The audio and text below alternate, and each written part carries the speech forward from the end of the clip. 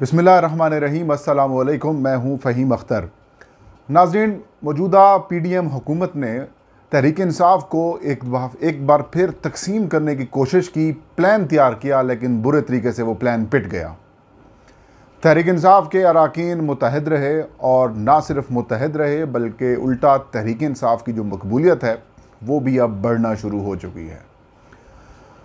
पाकिस्तान भर से जो सियासतदान हैं जो हवा का रुख बदल कर अपने फ़ैसला करते हैं, वो एक बार फिर तहरीक इंसाफ में शमूलियत के लिए पर तोड़ने लगे हैं। जो पीटीआई के मुनहरिफ अरकान कौमी असम्बली थे वो पछता रहे हैं, बैकडोर राब्तों की कोशिश कर रहे हैं। अब उनकी पूरी कोशिश और पूरी उनकी उम्मीदें जो हैं वो ये हैं कि किसी तरीके से शहबाज शरीफ साहब डिलीवर कर लें और उसके बाद वो अवाम में जाने के काबिल हो सकें। पीटीआई ने भी इनका मुकाबला करने के लिए कमर कस ली है, प्लान तैयार कर लिए हैं और वो सियासी जमातें जो 2, 3, 4, 5 रुपए पेट्रोल की कीमत बढ़ती थी तो उनके वर्कर्स कफन पहनकर या फिर कफन बांधकर सड़कों के ऊपर आ जाते थे, आजकल वो अपनी मुनाफकत के अरूज के ऊपर हैं। अहवाल बताएंगे आपके इल्म में है नाज़रीन। माली साल 2022 और 23 का बजट पेश हो चुका है। बजट लफ्ज़ों का गोरख धंधा है, इसके अलावा कुछ नहीं है। गरीब आदमी के लिए इसमें कुछ नहीं है, अमीरों के लिए ही है, एलीट क्लास के लिए आगे पीछे चीज़ें की गई हैं और इसके अलावा कुछ नहीं है। बजट के हवाले से चैनल्स के ऊपर, अखबारात के अंदर, मीडिया के ऊपर बड़ी हाइप क्रिएट कर दी जाती है कि ये हो रहा है, बजट पेश हो रहा है, फ़लाँ हो गया, फ़लाँ हो गया। लेकिन बदकिस्मती से पाकिस्तान का बजट कभी भी सरप्लस नहीं रहा, हमेशा खसारे में ही रहा है। जब बजट सरप्लस होंगे, जब बजट आपको आईएमएफ, सऊदी अरब, यूएई या चीन से पैसे लेकर या फिर अमेरिका से पैसे लेकर नहीं बनाना पड़ेगा, तब जाकर पाकिस्तान में आम आदमी को थोड़ा सा रिलीफ मिलेगा। वरना ये लफ्ज़ों की हेर फेर है, इधर चलेगी रकम, इधर चलेगी रकम, इधर से हम ले लेंगे, इधर से हम ले लेंगे, दैट्स इट। इसके अलावा और कुछ नहीं है। बुनियादी सवाल ये है कि अगर बजट में पेट्रोल, डीज़ल, ऑयल, घी, आटा, चीनी, दालें सस्ती की गई हैं तो फिर मैं कहूँगा, या बिजली गैस के बिल जो हैं सस्ते किए गए हैं, तो फिर हम कह सकते हैं कि वाकई बजट में कुछ आवाम के लिए रिलीफ है। अदरवाइज़ कुछ भी नहीं है, कुछ भी नहीं है। एम फजूल बहस है, ये हो गया, फ़लाँ हो गया। मैंने इसलिए बजट के ऊपर स्टोरी नहीं की, इसलिए मैंने कहा थोड़ा सा आपको ब्रीफ बता दूँ। पाकिस्तान का सियासी मंजरनामा बड़ा दिलचस्प होता जा रहा है। इमरान खान की हुकूमत को टॉपल किया गया, इमरान खान को वज़ारत उज़्मा से बेदखल किया गया। तहरीक इंसाफ के अरकान ने इमरान खान की काल के ऊपर अपने इस्तीफ़ों, अपनी असम्बलियों की नशिस्तों से इस्तीफ़े दे दिए और कासिम खान सूरी जो कि कायम मकाम स्पीकर थे कौमी असम्बली के, उन्होंने वो तमाम इस्तीफ़े मंजूर करके नोटिफिकेशन जारी कर दिया कौमी असम्बली सेक्रेटेरिएट ने कि इनके इस्तीफ़े मंजूर कर दिए गए हैं। अब मज़ीद प्रोसेस के लिए इलेक्शन कमीशन ऑफ पाकिस्तान को भिजवाए जाएँ। लेकिन जैसे ही नए स्पीकर राजा परवेज़ अशरफ, साबिक़ वज़ीर-ए-आज़म पाकिस्तान, पीपल्स पार्टी से इनका ताल्लुक़ है, गुजर खान से ये एमएनए बने, रावलपिंडी की ये तहसील है, इन्होंने आते ही वो जो पीटीआई के इस्तीफ़े मंजूर करके गए थे Qasim Khan Suri as a acting speaker of Pakistan कौमी असम्बली, एक अपनी रूलिंग जारी की और उन इस्तीफ़ों को मुस्तरद कर दिया और ये कहा कि जो प्रोसेस है वो कंप्लीट किया जाएगा।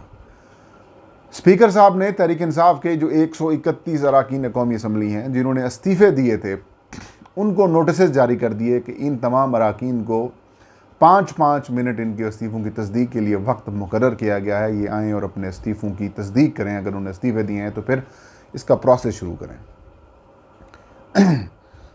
तहरीक इंसाफ ने यह फ़ैसला किया कि हम इस प्रोसेस का हिस्सा नहीं बनते, ये प्रोसेस गैर आइनी, गैर कानूनी है, क्योंकि साबिक़ स्पीकर कासिम खान सूरी ने 131 के 131 जो इस्तीफ़े हैं वो मंजूर कर लिए थे, उसका नोटिफिकेशन जारी कर दिया गया था। लिहाजा अब ये जो हुकूमत काम कर रही है या जो फिर स्पीकर साहब ये काम कर रहे हैं, ये गैर कानूनी है। लिहाजा हम स्पीकर साहब के सामने पेश नहीं होंगे। ये बुनियादी तौर पर नाज़रीन था क्या? ये बुनियादी तौर पर तहरीक इंसाफ को मज़ीद तकसीम करने की एक कोशिश थी। आपके इल्म में ही है कि कौमी असम्बली की एक नशिस्त के ऊपर जो इलेक्शन है उसके जो ऑफिशियली ख़र्चे हैं वो तो बहुत कम रखे गए हैं, 20 से 25 लाख रुपए रखा गया है कि कोई उम्मीदवार इससे ज़्यादा खर्च नहीं कर सकता अपनी इंतखाबी मुहिम के ऊपर, लेकिन काम करोड़ों और अरबों रुपए तक पहुंच जाता है। बदकिस्मती से लोगों को पैसे भी बहुत सारे दिए जाते हैं, बड़े अखराजात भी किए जाते हैं, ट्रांसपोर्टेशन भी फराहम की जाती है, और उस दिन खाना पिलाना समेत उससे पहले जो इंतखाबी कैंपेन चलाई जाती है उसके ऊपर वर्क चार्जेस भी लगाकर बहुत ज़्यादा रकम खर्च की जाती है। तो कोई जो MNA अगर मुंतखब होता है तो उसकी हत्तुल इम्कान कोशिश होती है कि वो अपनी मुद्दत है वो पूरी करे। माजी में ऐसा देखा कि बड़ी बड़ी जो सियासी जमातें हैं वो इस तरीके से स्टैंड नहीं ले सकती कि वो यकमुश्त इस्तीफ़े दें और फिर इस्तीफ़े वो वापस ना लें, लेकिन तहरीक इंसाफ को ये तारीख़ में शायद मेरे ख्याल में पहली एक बड़ी जमात होगी जिसने अपनी असम्बलियों से एक साथ 131 मेंबरान ने इस्तीफ़े दिए, और फिर हुकूमत की तरफ से ललचाने की कोशिश भी की गई कि आप टूट के वापस असम्बली में आएँ।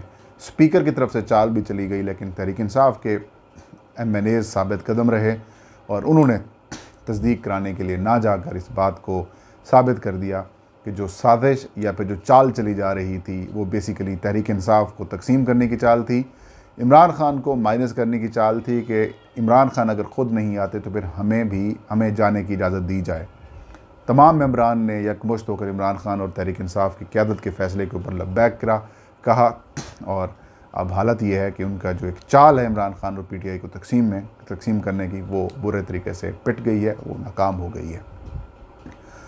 अब स्पीकर के पास ऑप्शंस 2-3 हैं। एक ऑप्शन तो ये है कि वो मेंबरान असम्बली जिन्होंने कौमी असम्बली के फ्लोर के ऊपर खड़े होकर इस्तीफ़े देने का ऐलान कर दिया था उनके इस्तीफ़े मंजूर कर लिए जाएँ, और जो बाकी इस्तीफ़े हैं उनको मौखर कर दिया जाए, उनको पेंडिंग कर दिया जाए। तीसरा ऑप्शन ये है कि उन इस्तीफ़ों को मुस्तरद कर दिया जाए और ये कह दिया जाए कि ये इस्तीफ़ों की तस्दीक के लिए नहीं आए, लिहाजा ये इस्तीफ़े मुस्तरद किए जाते हैं। अगर मेंबरान असम्बली में वापस आना चाहते हैं तो वो आ सकते हैं। एक नई कानूनी सियासी बहस, अखलाकी बहस शुरू हो जाएगी। दूसरी खबर पे आते हैं नाज़रीन। सियासी जमातों की जो मुनाफ़क़त है, बिलखसूस हुकूमती इस वक्त जो सियासी जमातें हैं वो बेनकाब हो गई है। नाज़रीन, इतनी महंगाई हो चुकी है कि शायद पाकिस्तान की तारीख़ की बुलंद तरीन सतह के ऊपर महंगाई पहुंची हुई है। पेट्रोल को देख लें, पकड़ाई नहीं दे रहा, मज़ीद बढ़ाने की तैयारियां जारी हैं। आटा, चीनी, घी, दालें, गैस, बिजली के बिल जो हैं उनमें इजाफ़ा कर दिया गया है। लेकिन वो जमातें जब वो इमरान खान इक़्तिदार में थे और वो जमातें जब अपोजिशन में थीं तो 2, 3, 4 रुपए की कीमत बढ़ती थी पेट्रोल की, तो उनके जो वर्कर्स हैं वो कफन बांध कर या कफन पहन कर सड़कों पे निकल आते थे। आजकल वो खामोश हैं और वो कह रहे हैं कि हम मईशत को दुरुस्त कर रहे हैं और मईशत को दुरुस्त कर लेंगे। बिलखसूस वो जमातें जिनमें जमीयत उलमा इस्लाम मौलाना फजल रहमान साहब शामिल हैं चीख जाते थे, जिनमें MQM पाकिस्तान शामिल है। MQM कहती थी हम किस तरीके से जाएंगे अवाम में, आजकल खामोशी से मज़े ले रही है। मुनाफ़क़त ही है ना, इनकी मुनाफ़क़त ही है। काफ लीग के जनाब तारिक बशीर चीमा हर कैबिनेट में जब इमरान खान के साथ वज़ीर थे, हर कैबिनेट में ये फरमाते थे अवाम में किस मुंह से जाएंगे जनाब इमरान खान साहब, अवाम हमें वोट नहीं देगी। चीमा साहब अब तो मेरे ख्याल में 210 की बजाय पेट्रोल जो है वो 21 रुपये है, ज़ीरो आप हटा दें। तो शर्म हया करनी चाहिए आपको। इस तरीके से आप मुनाफ़क़त ना दिखाएं, अवामी बात करें। शहबाज शरीफ साहब के ऊपर दबाव डालें कि अवाम को जिस तरीके से इमरान खान रिलीफ फराम कर रहे थे वैसे आप भी रिलीफ फराम करें। कम से कम वो बात तो करें जो आप कहते हैं। फिर आप कहते हैं कि हमें हक़ का सच्चा खरा कहा जाए। सच्चा और खरा आपको तब कहा जाएगा जब आप हक़ की बात करेंगे। तहरीक इंसाफ ने मौजूदा हुकूमत से जान छुड़ाने के लिए प्लान तैयार किया है। कुछ वीडियोज़ में मैं जिक्र भी कर चुका हूँ उसका कि जो 20 हलकों के ऊपर पंजाब के असम्बली के 20 हलकों के ऊपर ज़िमनी इंतखाब हो रहा है 17 जुलाई को, उसमें तहरीक इंसाफ ने हिस्सा लेने का फ़ैसला क्यों किया? वो इसलिए किया कि अगर पंजाब में तहरीक इंसाफ के ये बंदे जीत के आ जाते हैं, 20 नहीं 18, 15 जीत के आ जाते हैं, तो फिर बासानी तहरीक इंसाफ हुकूमत बना सकती है। और ये बात शहबाज शरीफ को और मुक़्तदर हलकों को किसी सूरत बर्दाश्त नहीं होगी कि एक बड़ा सूबा 141 जिसकी कौमी असम्बली की नशिस्तें हैं, वहाँ पर एक जमात तहरीक इंसाफ अगर आ जाती है तो उनका बेड़ा गर्क कर देगी, तो वो फौरी इलेक्शंस की तरफ जाएंगे। उस हवाले से अपडेट ये है कि कल PTI चेयरमैन इमरान खान ने इन हलकों में सीटें या टिकटें देने के लिए अपनी पार्लिमानी बोर्ड का इजलास बुला लिया है। इस इजलास में जो गुज़श्ता इजलास के अंदर फ़ैसले किए गए थे, तजावीज़ दी गई थी और जो मकामी क़यादत से जो रुजू करके जो टिकट अवार्ड करने के हवाले से मामलात हैं उसका फ़ैसला किया जाएगा। ये इजलास कल बनीगाला में chairman PTI Imran Khan secretariat के अंदर होगा और उस इजलास में फ़ैसला होगा कि टिकटें अब किसको दी जा रही हैं। तो मुकाबला सख्त है, गेम ऑन है।